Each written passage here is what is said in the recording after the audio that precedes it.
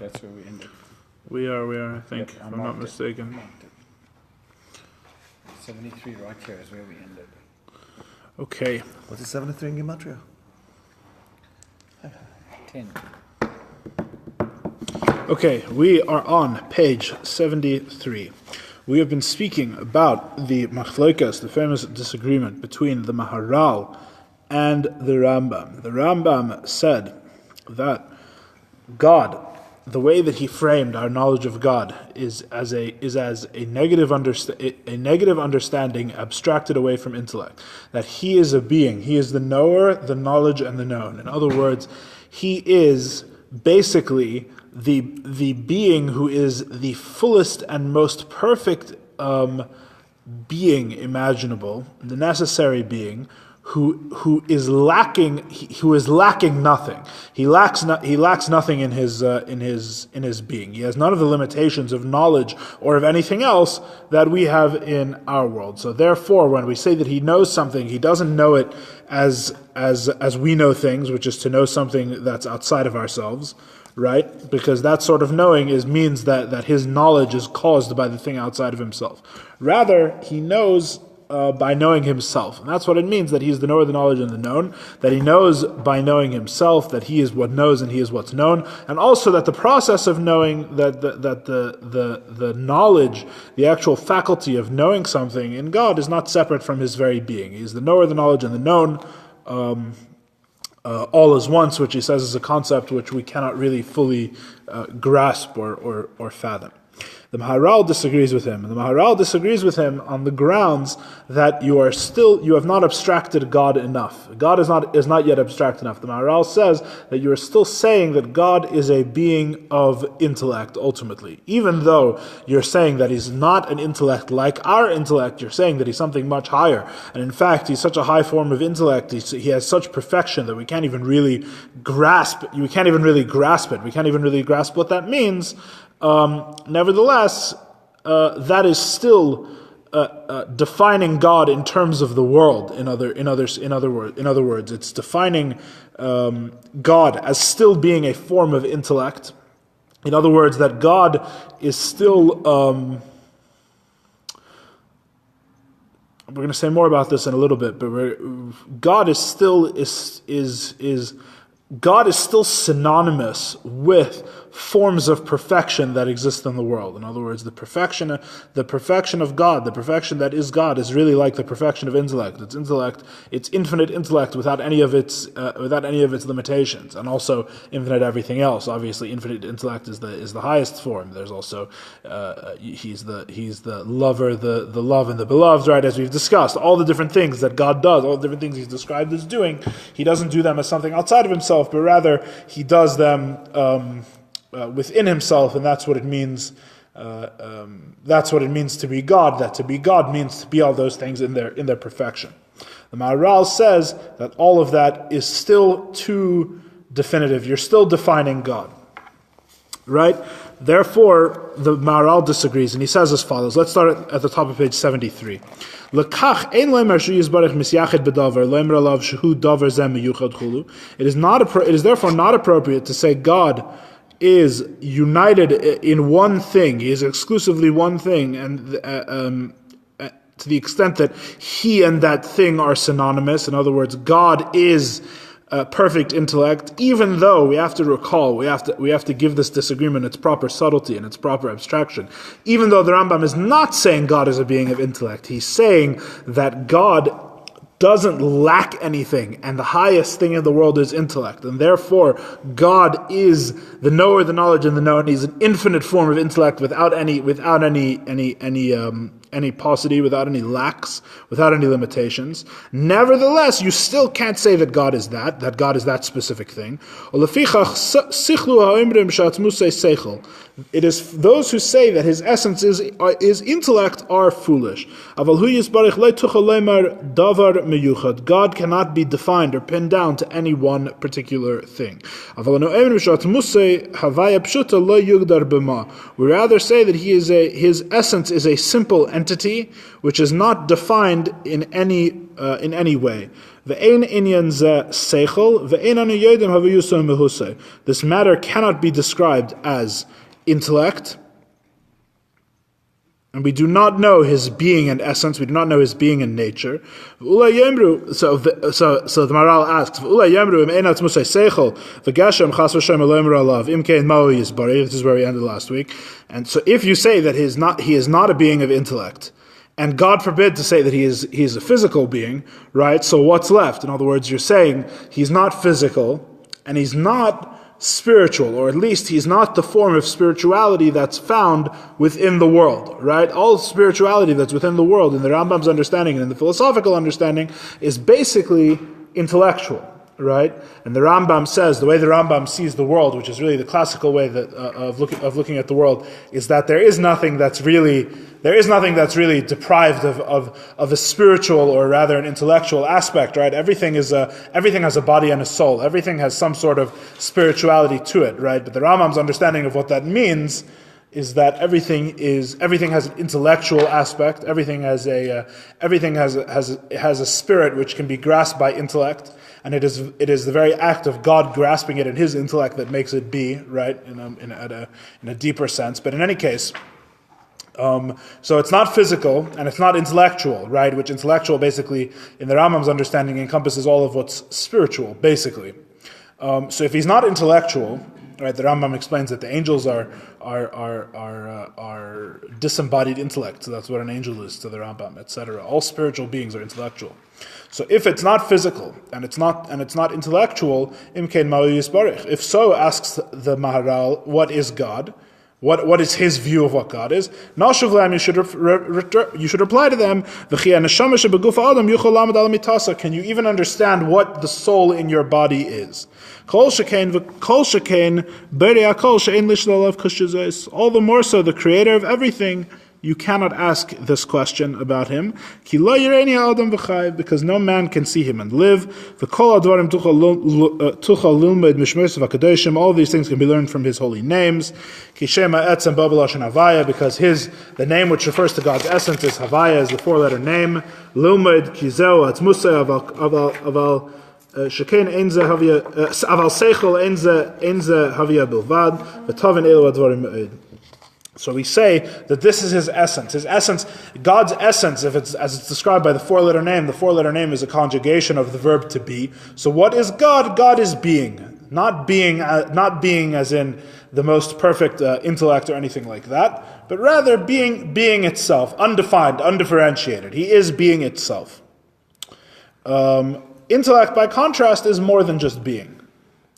And these things you should understand well. Ad kan l'shene. That is what the Maharal says. So this is the disagreement between the Rambam and the Maharal that we went into last week. The Rambam basically says that God, or the Maharal is accusing the Rambam of saying at least that God is a being of intellect, and the Maharal says he's not a being of intellect, he simply is. He's simply being. There is no definition. No man can see him and live, as the verse says, and there is no definition to God whatsoever.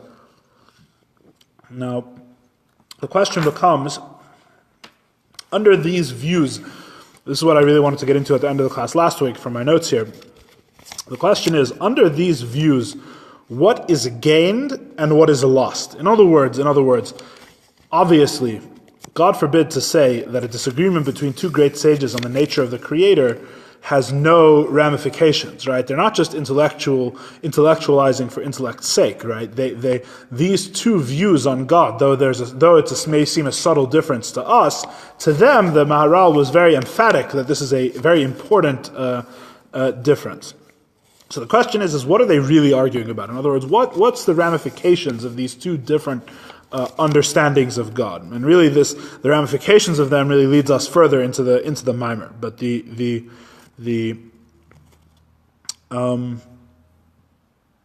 so we return to the question that was at the beginning of this chapter, right? The whole problem at the beginning of the chapter, the whole problem in general with the idea of God is that on the one hand, God is defined as being the first of all beings, the necessary being. He is dependent on nothing, and nothing is dependent on him, right? On the other hand, you have a God who is described, at the very least in the Torah, beyond all philosophical issues. God is described in the Torah as knowing, as seeing, as caring about the creation, as sometimes even intervening in the creation. And now what you have is a profound problem. You have something that looks on its face like a very difficult contradiction, and really this is the religious contradiction. God as a philosophical concept who never gets involved in the world and is merely the basis of the world's being, you don't have this problem, right? Because the difference between a philosophy and a religion is that in a religion, God gets involved in the world, right? And a religion says that there's a revelation, God speaks to someone, and God wants something out of the world. A mere philosophy like Aristotle, Havdil, is a God who essentially, though 100% necessary for the world to be, he's not necessarily involved in the world in the religious understanding of that term. But really, it's a religious problem. The religious problem is, how do you have a God who both knows what's going on in the world and yet is still God? And is still God. In other words, is still the necessary being who depends on nothing else, and everything else depends on him. Untouched emotionally. Not even emotionally, in any sense whatsoever. I'm saying untouched. No, it's not that he should remain untouched emotionally. We're speaking pure metaphysics. We're speaking pure logic.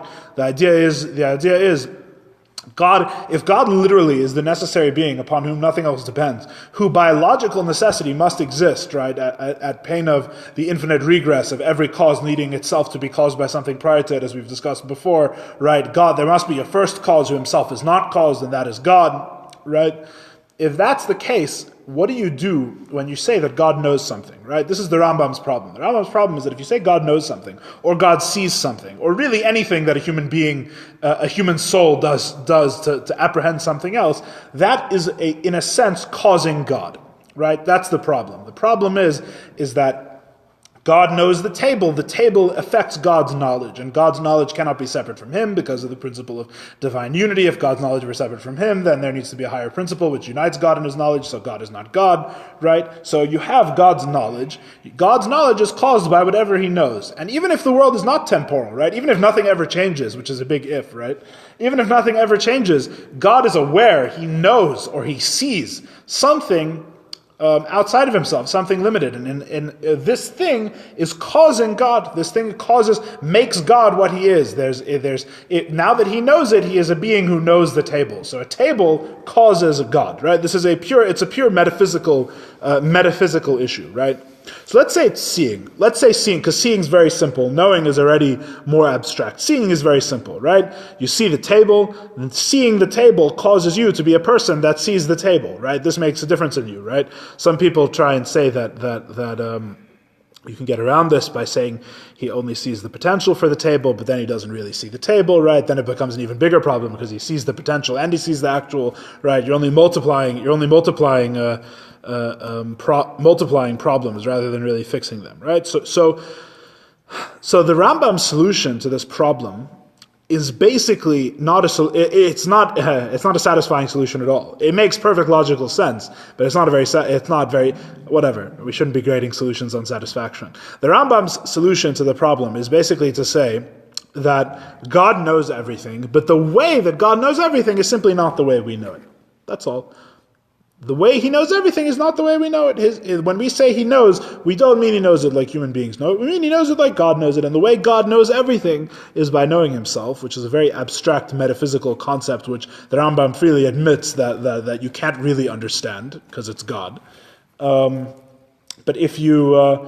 that's the solution to the problem. The solution is that he sees the table, but he doesn't see the table the way we see the table. When we see the table is not me. The table is something outside of me, and seeing the table is a cause to my knowledge. With God, this is not the case. God does not see the table, doesn't have to see the table that is outside of himself to see the table. God sees everything by seeing himself. In other words, God has a knowledge which is not like our knowledge, and that's it. And he's the knower of the knowledge and the known all at once, and therefore nothing outside of him causes him. So everything is an extension.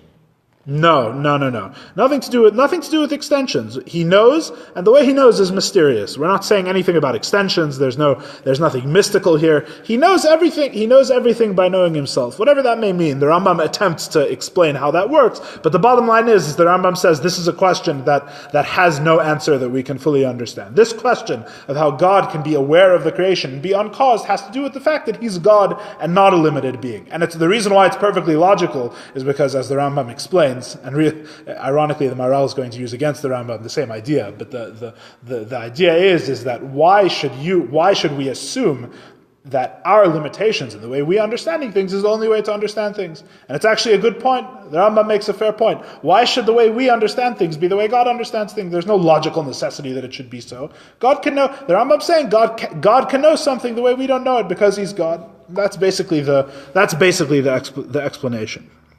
So he sees by being himself. He sees by Godding, right? Maharal, on the other hand, says that God does not see. The Maharal says that God does not see. The Maharal has a problem with saying that God sees by being himself. Because when you say he sees by being himself, you're saying that the act of Godding, the act of him being and being himself is somehow caught up in worldly concerns, in knowing the world, right? Even though the Rambam's argument is that the way that God is involved, the way God sees the table, is not the way human beings see the table, but is rather something much more abstract and removed. The Maharal is saying, ultimately though, what you're saying, what the Rambam is saying, is that God is one unified being, and part of that unity, part of being God is seeing. Part of being God is seeing, or part of being God is knowing, or part of being God is loving. And this, to the Maharal, is too much of a limitation on God. You're saying that God is a being. You're still saying God is a being of a specific nature. You're saying he still knows, even though that knowledge is not a knowledge I understand and is not a knowledge like our knowledge. But nevertheless, God knows. The Maharal says saying God knows is unacceptable. Saying God sees is unacceptable. God is God. God is not defined in any way. God is God himself. So then, how does the Maharal deal with the Torah? Fundamentally, the Torah, yes, and in general, the idea of God seeing, right? So And also, how you love the Lord your God with all your heart, with all your soul. yeah, that's a separate question. I understand that's the question on your mind, but that's not the question we're dealing with here. So the question is like this.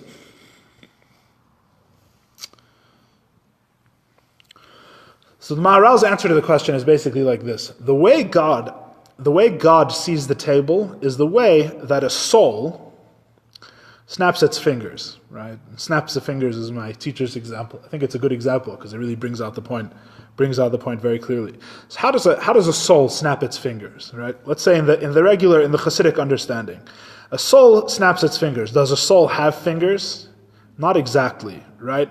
Whatever a soul has, even if you want to say a soul has the koiches, it has the potential to snap fingers, or it has the power, it has the faculty of snapping fingers, or of whatever you would want to call it, of motor skills, or however you would want to phrase it. A soul does not snap its fingers, right? A soul has an interaction with a body, and the body has fingers, and the soul, inasmuch as it is invested in the body and has an interaction with the body, the soul can snap its fingers, right? In other words, the soul is invested in a body. The body has fingers and snaps it. What have we just accomplished? We've accomplished that the soul is not a finger-snapping being. Right? Finger snapping is a great example because finger snapping is something which is so low and so secondary to the nature of the soul, right? It's very hard to imagine any capacity in which finger snapping could be called essential or even important to being a human being or being a soul, right? Nevertheless, a person can snap their fingers. When you snap your fingers, it is the soul involved through an intermediary called a body in something which is not of the soul. In other words, is the soul at the level of snapping fingers? Would you say that the soul is a being who snaps its fingers? And the answer is no, you wouldn't. The soul is an abstract being. The soul is what the soul is. The soul is invested in things which are lower than it and has a certain relationship with the body, which for the moment is completely mysterious, granted. But it has a relationship with a being called a body. Perhaps to some extent that defines the soul. The body has fingers, and the soul, inasmuch as it is invested in the body, can snap the body's fingers. Through its ratzon, snaps its fingers. We're not getting into this mashal is for one purpose and one purpose only. Sorry. We're not getting into all that. That's a fair point. We'll get into more of that as time goes on, because this issue is gonna come up again and again. But the idea is, the question is, the fundamental distinction is, the Rambam says that the soul, even though the soul is inscrutable and unknowable, the soul, nevertheless, is ultimately a being that snaps its fingers. And in fact, to say, right, the soul here being an analogy for God, the soul being, to say that the soul can't snap its fingers is obviously a problem. You say that the soul is a being who snaps its fingers without any of the lacks or any of the problems that come from a body snapping its fingers. It snaps its fingers by knowing itself, right? When you put it that way, you can see a bit of what the Maharal's problem is, right? The Maharal's problem with the Rambam is saying the soul is a being that snaps its fingers by knowing itself, right? In other words, the Maharal's claim is it's not a being that snaps its fingers. It's so much further. It's so much more. It's so much higher above that, and in fact, above anything that the body can do. So the essential difference between the Rambam and the Maharal is that the soul is the difference between the soul being at the level, being a being that snaps its fingers, or the soul being completely removed from snapping its fingers, but that through some process of being invested in a body is able to snap its fingers. In other words, is the snapping the fingers at the level of the soul, or is it something that the soul must descend somehow and become less itself to do? That's really what the disagreement is. What the disagreement is here. The Rambam says that the soul snaps its fingers; it's a finger-snapping soul, and the Maharal says that the soul is an abstraction who happens to snap its fingers. That's really the fundamental difference here. Now, when you say it about God and God seeing, right? How do you summarize the difference?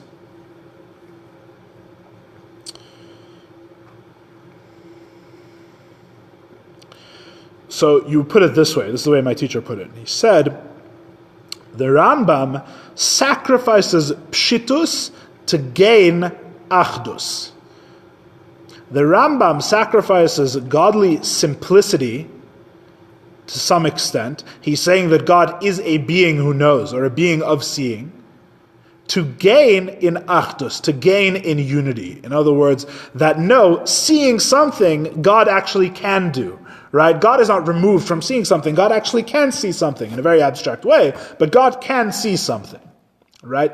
And that itself is good, because you see there, you're connecting God more with the world. In the unity of God, you're gaining. That God is not as removed. God actually can see things in his own godly way. But you're losing out in divine simplicity.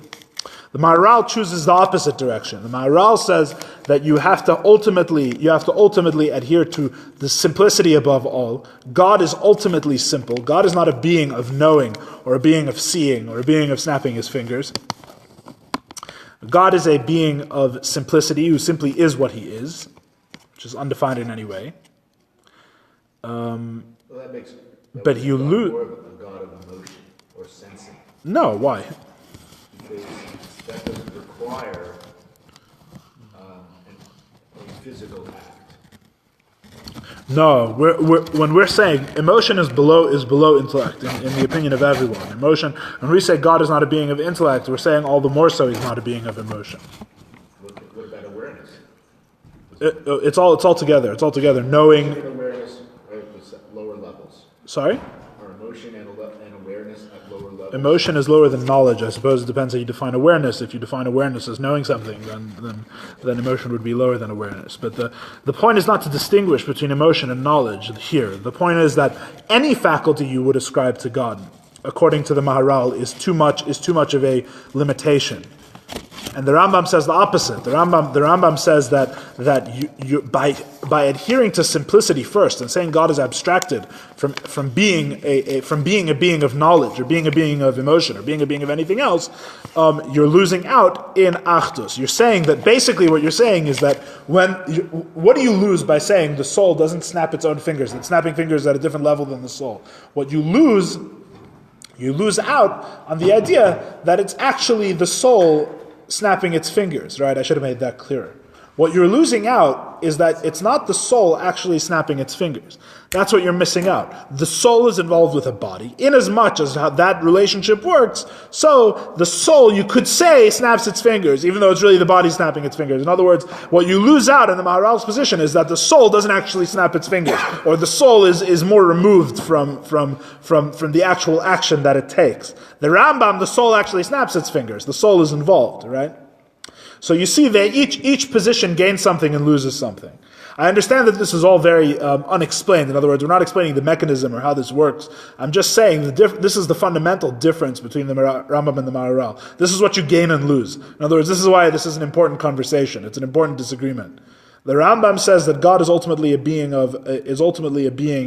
who is at the level of the world. He's at the level of involvement in the world. The Maharal says God is completely abstracted away from that, and his involvement in the world must mean being not him, or being involved in something that is not being involved. To know the world, he must do something outside of himself. He doesn't know the world merely by being himself. But didn't any of them grasp the fact that it can be both? It's very, very hard to see how it can be both. Can it be both? But we're going to see. We're going to see further in the Maimer how it works, how the Tzemach Tzedek deals with these two positions. It's very hard to see how it could be both. Maybe it's important. Perhaps one of the reasons that Tzemach Tzedek put the Maimer in this order is so that you can see the problem. You can see the question before you get the answer. The question is a very good question. How it could be both? Seemingly, it's two opposites. How can it even be close to being both? Right? But the truth is. So ultimately to the Rambam, knowledge is God himself, whereas to the Maharal, knowledge is an action. Right? And this is what our Maimer is going to go on to say, that knowledge to God, from the Maharal's opinion, is the exact same as action. The knowledge of God is a creation and is outside of him in as much as the actual physical world is outside of him, which is a famous statement of Kabbalah. And we're going to go on further in the Maimer and see how these two things interact. So that's the fundamental difference between the two opinions. When you say your prayers, yeah, you must have in your mind's eye an idea of God. when you say your prayers, you're supposed to daven like a small child who has no idea about God in their mind. Really, or whatever a child's conception of God is. On the contrary, you're not supposed to have any image. That's how you're supposed to pray.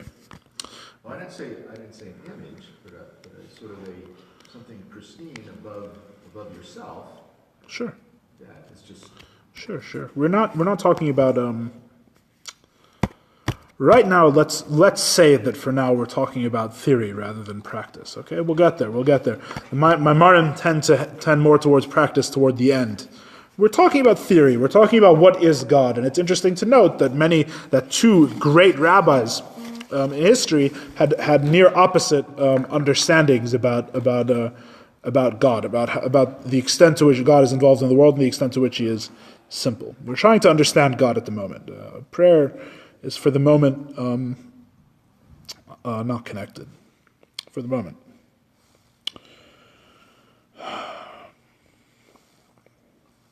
Okay. Page 75. The Maharal says further. That's why the sages call God HaKadosh Baruch Hu, which means the Holy One, blessed be He. They of course do not call him the intellect, blessed be he, says the Maharal. Because the truth of his essence cannot be known.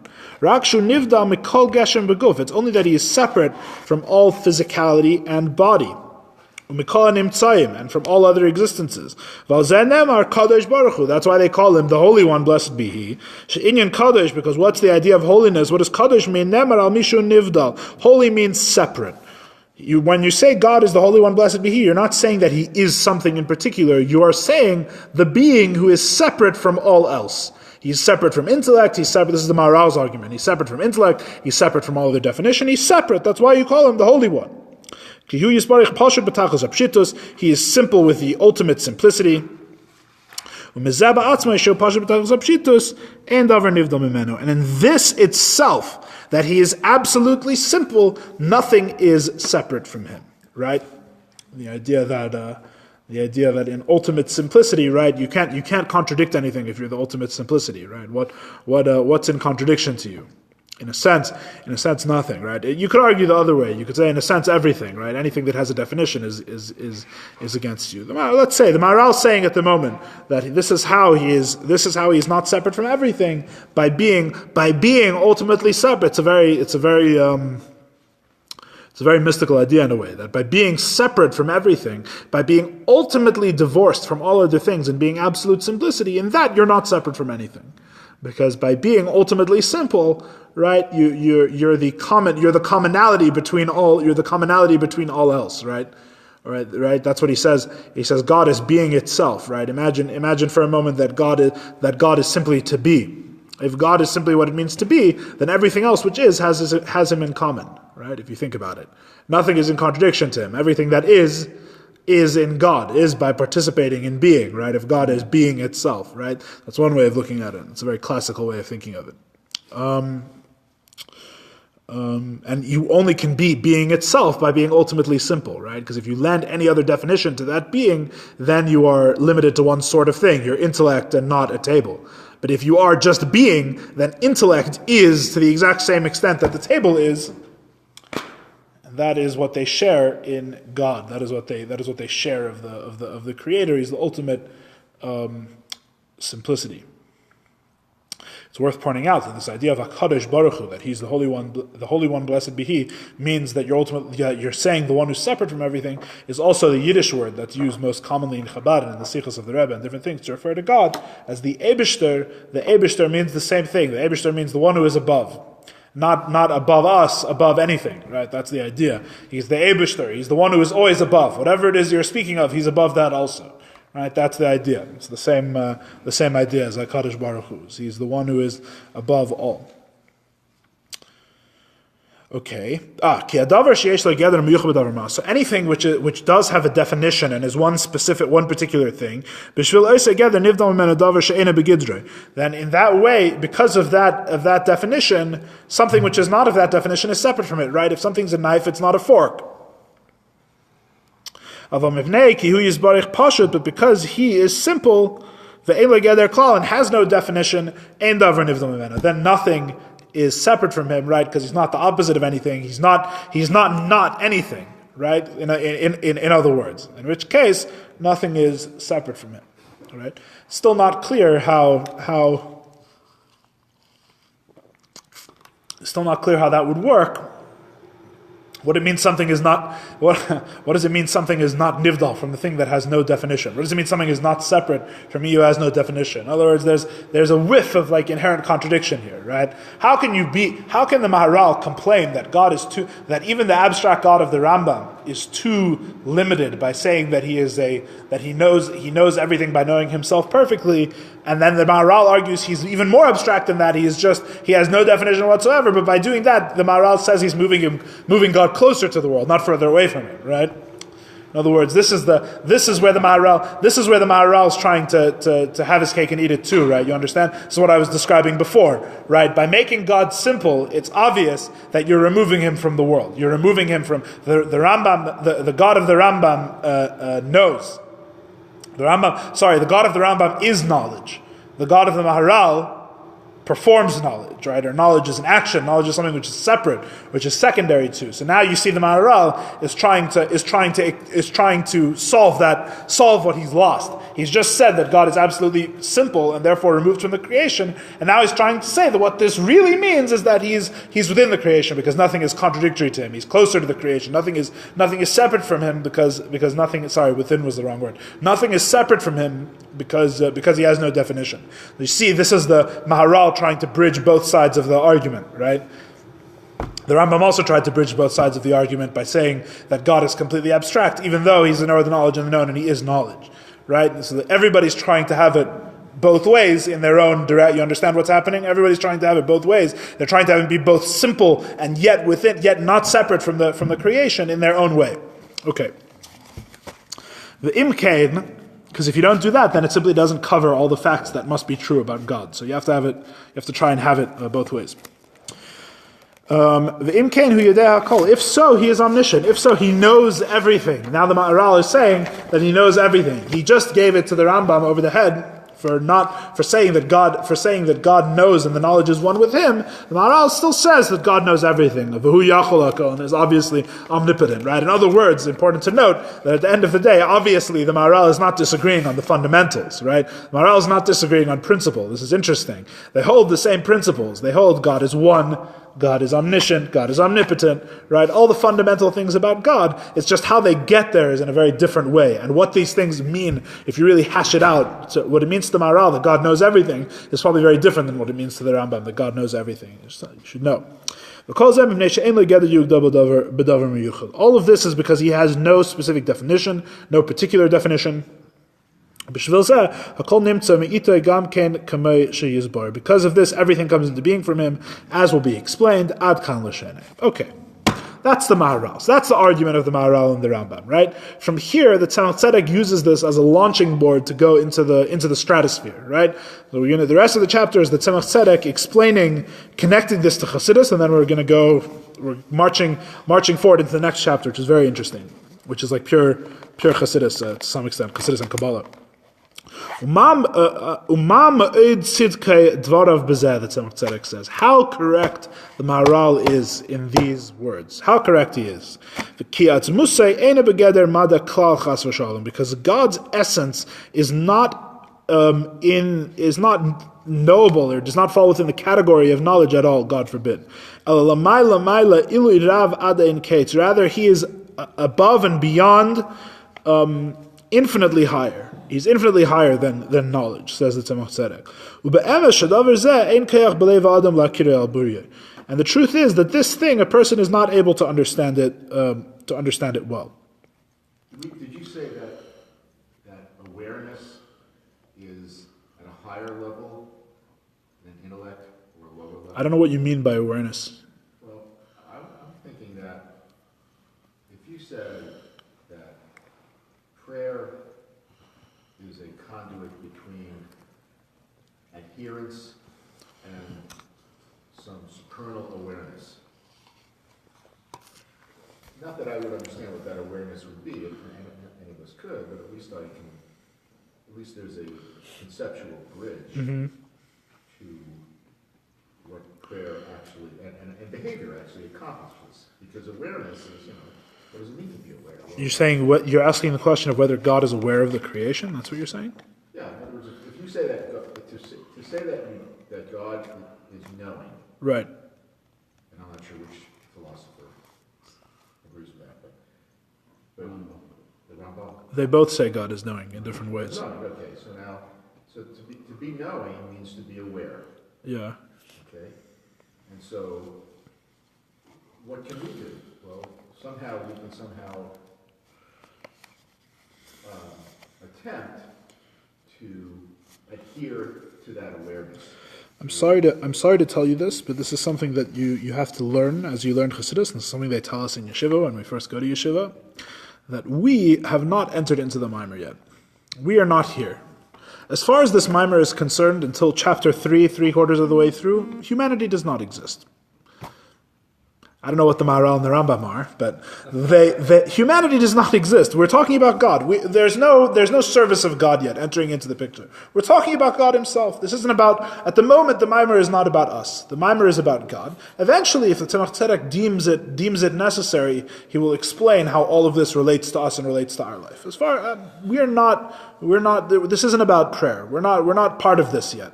Right? We're talking, very generally speaking, our Maimer is about faith in God and the knowledge of God, but in the first chapter we explained that these two things correspond to different aspects of godliness, and since they correspond to different aspects of godliness, in order to understand them, we have to understand what those aspects of godliness are, and that's what we're talking about in the discourse. We as much as the discourse is concerned in chapter 3, we do not exist. We're talking about God. That's what we're dealing with now. I don't know how this connects to prayer or anything like that in particular at the moment. This is what we're dealing with. So he says that the Tzemach Tzedek essentially agrees with the Maharal. The Tzemach Tzedek says how correct is the Rambam in this regard? Because God does not exist in any category. God is above all categories and stretches upwards to infinity. And truly, this is something which no human being can comprehend. No human being can comprehend God. It's interesting to note that this is really a paraphrase, or if not a direct quote, of the Rambam when the Rambam is describing his understanding. Again, when Tzemach Tzedek is saying that no person can understand this clearly, that is what the Rambam says exactly about he is the knower, the knowledge, and the known. Right? In other words, the Tzemach Tzedek is saying that if the Rambam truly took it to the logical conclusion that you can't know God, he would agree with the Maharal. That seems to be the implication. The Tzemach Tzedek is saying God truly cannot be known. A person truly cannot understand God.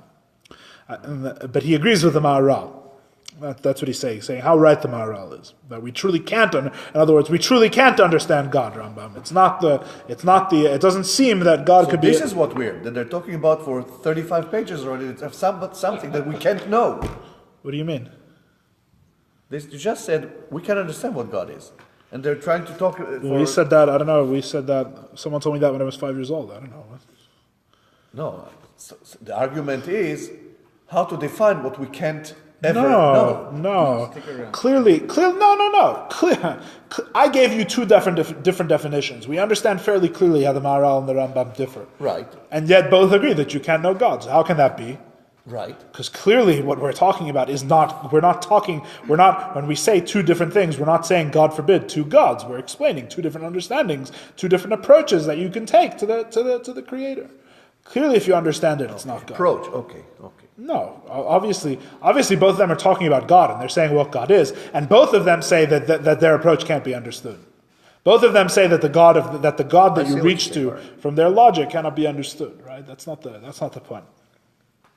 It's like pinching yourself. You can go through the Maimer, you can pinch yourself occasionally, and just make sure that you're understanding intellectually what the Maimer is saying. You're understanding what it's saying intellectually. That means it's good. We're not breaking the rule that you can't understand God. Don't worry. The rule stays in place. This is where I said that Tzemach Tzedek uses the Rambam's argument against him, right? And to some extent, right? Because the Tzemach Tzedek says like this: Why does the Tzemach Tzedek go with the Maharal over the Rambam? Because man imagines in his mind that everything that is within himself.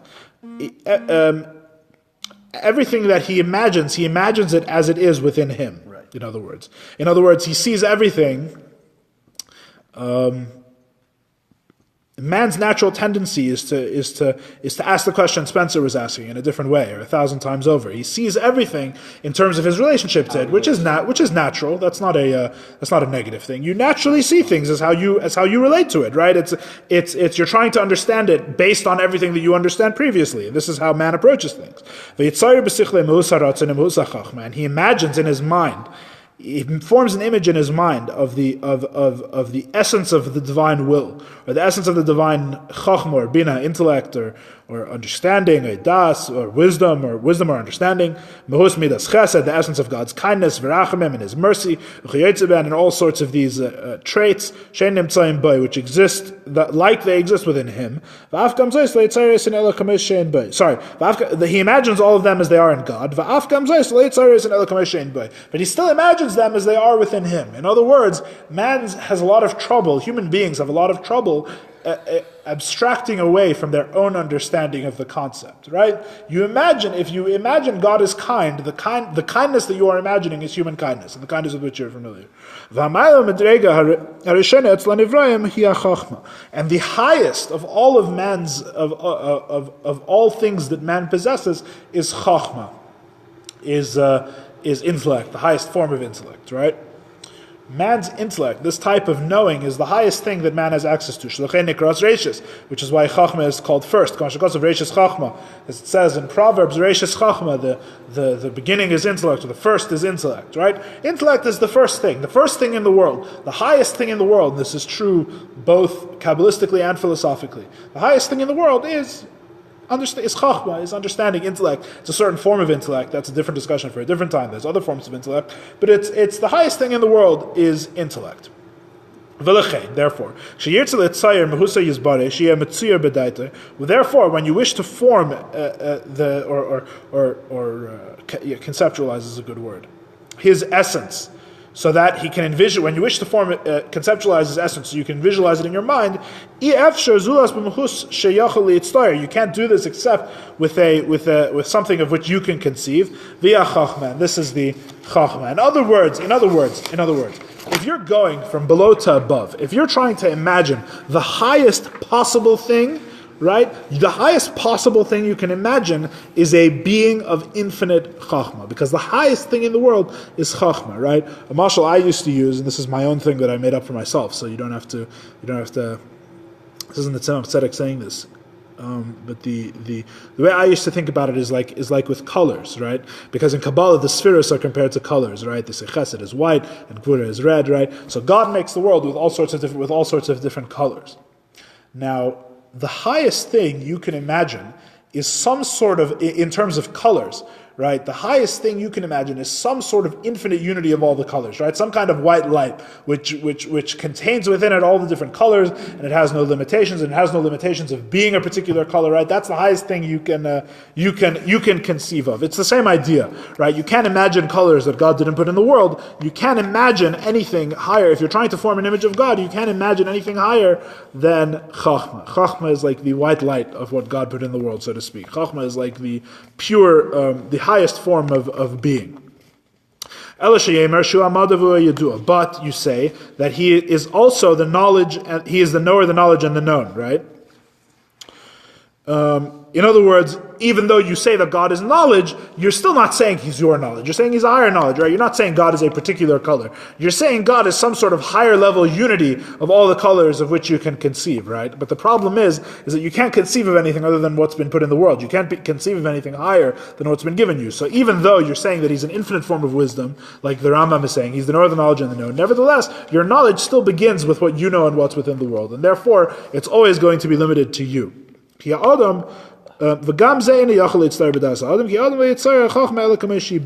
when you say, you're extending God beyond the world when you say that He is a wisdom that I don't know, right? He's a wisdom not like our wisdom. But you understand what you're doing is you're saying He's still a wisdom. He's like the world, but higher. He's like the world, but higher, but more so, right? Not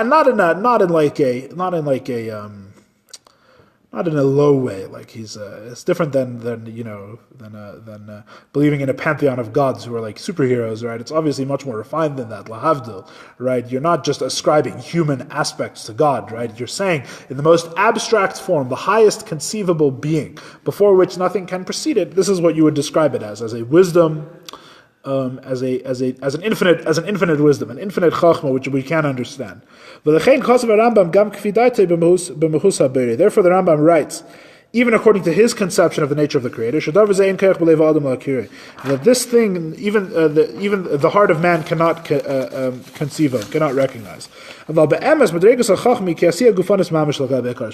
truth is that you only arrive at that because you're going from below to above. You're trying to conceive of God in terms of the world. The truth is that if you go from above to below, if you don't go that way, if you don't go base your understanding of God based on what you already know, then you'll realize that the truth is that wisdom is like physical creation to God in terms of its distance from the Creator.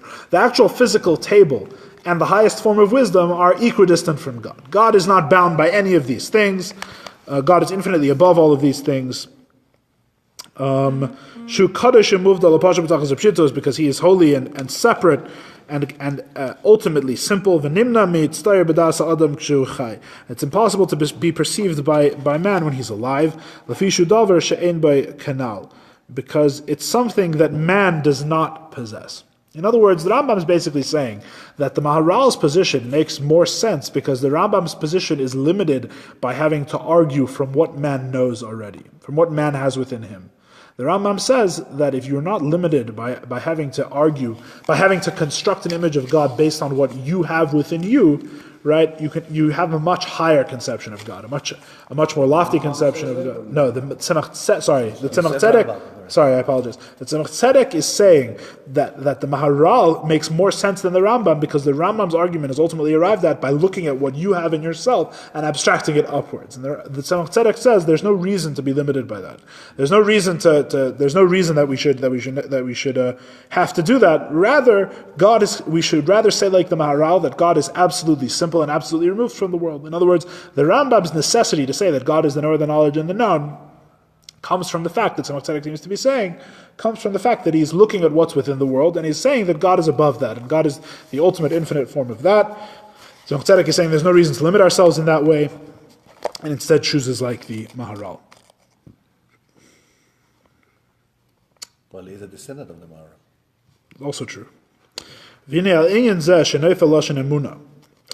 Now, it is upon this notion, the utter simplicity of God, that we have the term emunah, that we have the term faith. Lahamid b'mehusa yizbarich, to have faith in his essence, shoram v'nisa ravavis madregas ein kates me'b'chinas geder chachma, which is elevated and exalted in infinite number of levels above intellect. Shia Maila Rishena ben Ivraim, which is the highest thing among creations. Even though a person cannot conceptualize what God is in his knowledge, but he nevertheless has a complete faith in his heart that's established in his heart that in the reality of God, right? Which, as we've explained at great length, has nothing to do with the mere fact that God exists, but rather has to do with connecting to aspects of God which are not based on our understanding, right? We've come full circle. We've basically just defined the difference between, we've basically come full circle and just explained why the Tzemach Tzedek says that we need a higher standard of faith in Kabbalah than the Rambam has, right? If you recall all the way back to chapter 1, we said that the Rambam's idea of faith is that he is the necessary being, right? Which is basically the knower, the knowledge, and the known. And we said that Kabbalah agrees that faith goes on the highest aspects of God, but there are higher aspects of God than this that he is than the Rambam conceives of. And in fact, the Rambam's conception of God as the knower, the knowledge, and the known is what Kabbalah calls still knowing. That's still knowledge. Why? Because it's constructed, as we've just been explaining, based on your knowledge of the world. You reach that understanding of God based on what you can know in the world, as opposed to faith, which is a connection to those aspects of God which are not invested within the creation, right? Sovev kolamin. It's a connection to that aspect of God that the Maharal is describing, the God who is simple, the God who is not knowledge, but who only does knowledge. Right? The God who is simple and beyond all description. And that is what faith's for. It all fits together beautifully if you think about it. If you go back and you actually review and you see how the previous chapters come to this point, it fits together beautifully. We said that faith, that knowledge is in Mamale, is in the light of God which fills the world. And we said that's knowledge, and faith is in Sovev, is in the aspect of God which does not fill the world, right? And this long chapter has basically been explaining what that means.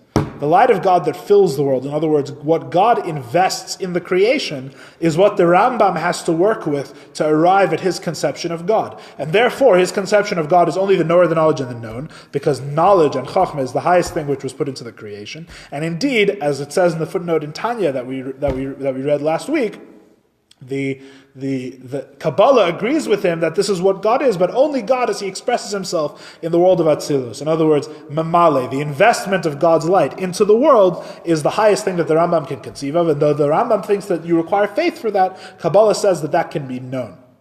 Whereas the faith in Kabbalah and Munah is on what the Maharal is talking about, the God who is simple and far beyond what is invested within the world. Right? And why do they arrive at their different conclusions? Because the Rambam was invested in defining God in terms of the world. And the Maharal was less invested. And therefore faith is on the Maharal's conception, and knowledge is on the Rambam's conception. Right? This is what it says.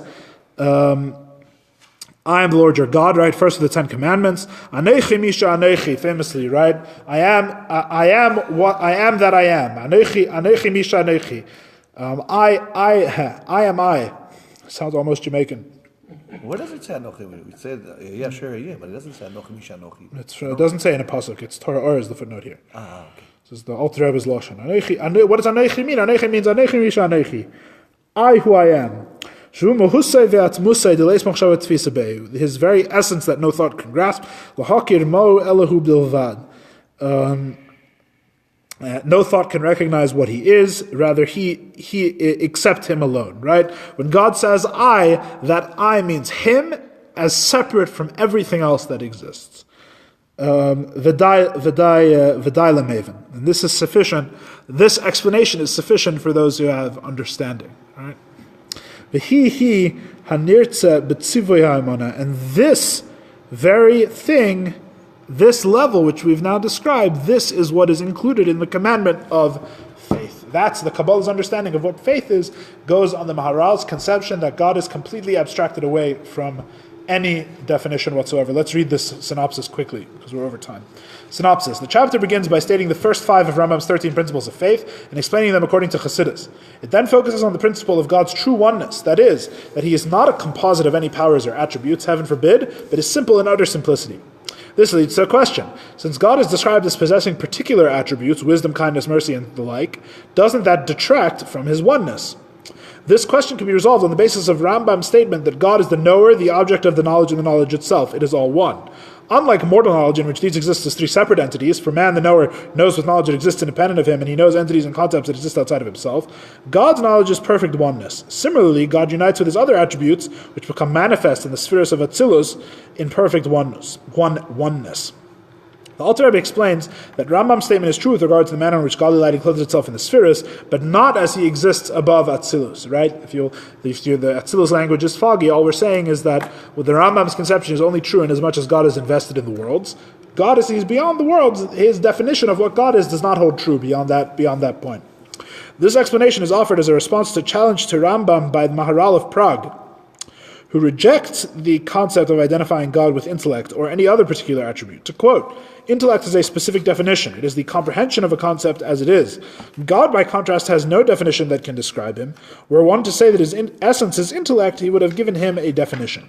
Maharal's objection is justified because God is truly simple and infinite, having no definition whatsoever. The uniqueness of the power of faith is that it develops a connection with God on that level of undefinable oneness. Nice. So really the chapter comes full circle and is connected directly to what we were speaking about earlier in the minor, about the difference between faith and knowledge. And in the next chapter we'll continue to develop what the Maharal's position is. We're going to need New copies next time, yeah. God willing. Next week. Hashem.